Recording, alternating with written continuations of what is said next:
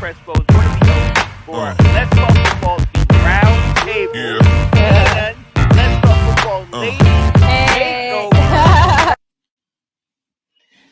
Hello, everybody, and Let's Talk Football. Delilah Crespo here with another episode of Diversity with Delilah. Now, this candidate I'm going to talk about just happened to land in the perfect place. I mean, it was just happenstance, to be honest. So, February in the United States is Black History Month. Also, on Wednesday, it was National Women's and Girls in Sports Day, which is the day to recognize women that have been breaking barriers and just, killing it in sports, just to elevate women in sports in all these different arenas. And so it just so happens that one of the people I wanted to speak about today encapsulates both of those things. Again, I saw her story pop up, and there was a assumption that it just happened, that she was just hired, and there's a lot of, it just happened. She's actually been working for this team for a few years now. It just flew under the radar when she was hired. And then now, because, like I said, Wednesday was National Women and Girls in Sports Day, they did a piece on her. And so now everybody is just thinking, it just happened, but that's not the case. And I am talking about Ashton Washington, who became the first female scout for the Chicago Bears. But again, there's a misunderstanding that it just happened this year, but that's not the case. Again, she was just being spotlighted because of the day.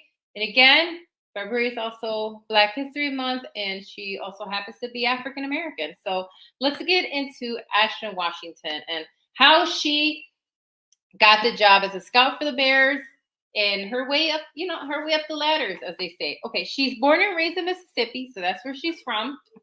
Again, she was not recently hired, as many have interpreted. She's actually going into her 4th season with the Chicago Bears, and that's kind of what I just want to clarify. Anyway, so her grandmother was a teacher in Mississippi who she grew up hearing stories about the civil rights movement, the historic crossing of the bridge in Selma. So her family is very much steeped and comes from that mentality of perseverance, of planting seeds, of resilience, of determination, right? That is her family history there. And so, that's kind of her background. She also grew up in a football-centric environment. Her brother running routes for Jacksonville Jaguars and her father drawing from the playbook as a coach. She familiarized herself with all of those metrics of the games just at home, right? So that's kind of her background, her home background. Again, a Mississippi girl. Her family is very football oriented, also very much steeped in the civil rights and about, breaking barriers and, getting it done. So that's where she comes from. She attended HBCU, Houston. I'm sorry if I say this incorrectly, but Huston-Tillotson University, which is located in Texas. Okay, so it's in Austin, Texas. Again, she attended an HBCU where she got her bachelor's degree in communications and media studies. She's also a member of the Alpha Kappa Alpha sorority. I know Anthony always loves when I'm talking about sorority or fraternity folks on this, so I always throw that out there whenever I can find them. She's also a W.B. Du Bois scholar. So again, a very intelligent young woman. Got her degree, again, in communications and media. But before she got, to the Bears, and after, post-college, where she got her degree from, this is her experience that she gained on her way to becoming a scout. She began her foray into career football with her first job as a freelance football analyst for Rivals. Rivals is just a website, really, it's a sports website. I'm sure a few of you are familiar with them. So she was a freelance analyst for them right out of college. For 3 years, she also worked as director of operations for the football division for Old Coach, which is a website about Texas high school football. Everybody knows that in Texas, football is a big deal. I mean, the South in general, but Texas, everybody saw Friday Night Lights, right? All right.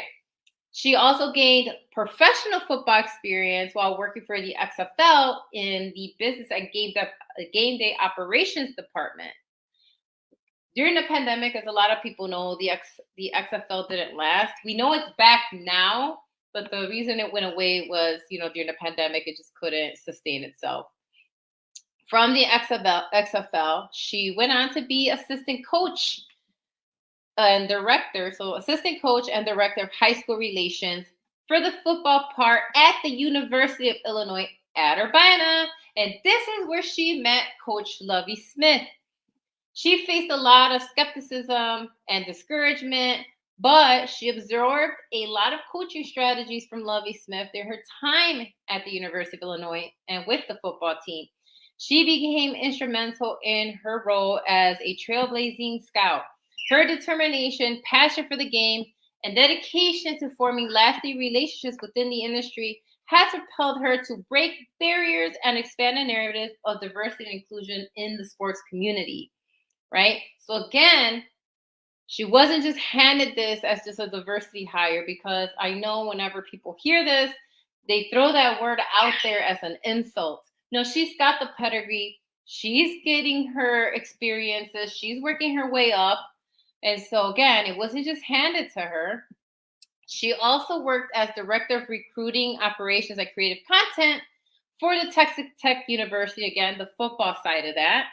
So again, just continues to build that resume, okay? She was one of 25 participants in the Nunn-Witten Scouting Fellowship, which was launched in 2015 by the NFL.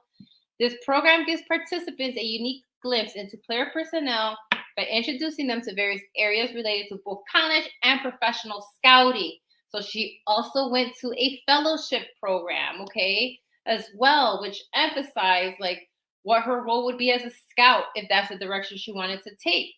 She spent the summer in Chicago and stayed through the training camp while working her Texas Tech job, okay? So she did that job, and she also completed this fellowship. At the end of the fellowship, she was offered a job with the Bears. Coach Wells, who she was working with at Texas Tech, wanted her to stay, but she knew she had to do what was best for herself. She knew that she had to take this opportunity, and she chose the Bears, and they hired her as their scouting assistant in 2021. As I said, it didn't just happen. It just so happened that they were spotlighting her, and just people just heard about her now, right? Because scouts in general tend to be in the background. You don't really hear scouts' actual names, unless they're really, really out there and big, bigger than life personas. But in general, no one really talks about the scouts and their names and who they are. They tend to do stay in the background. So when she was hired, it flew under the radar. No one was really paying attention. And so again, that's how she started with the Bears as a scouting assistant. She was promoted to player personnel coordinator in 2022. And now that's why she's a full-time woman scout in the Bears' 103-year history. She's one of 12 women scouts. She's one of 12 women scouts in the NFL.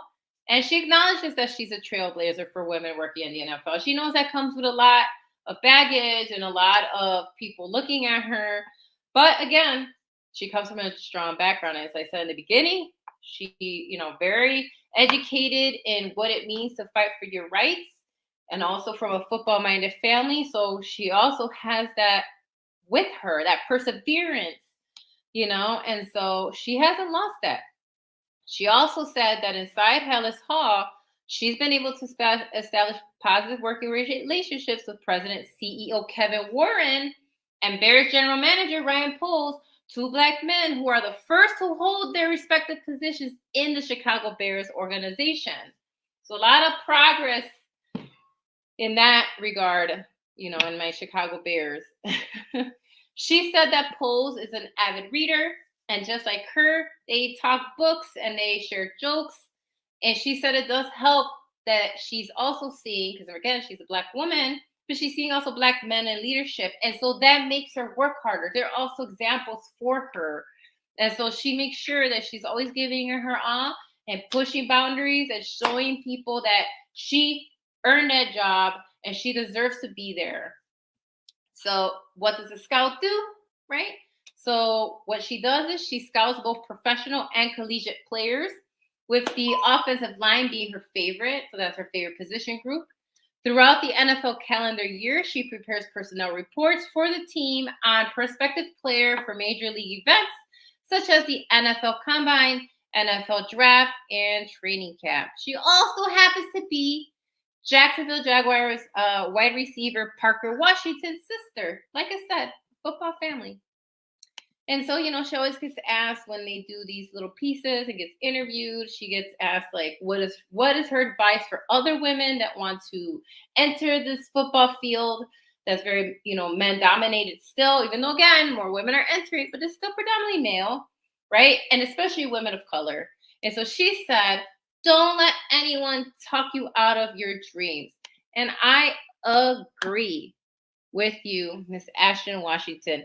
I hope to hear more about you. I can't wait to see how much further you go in the NFL.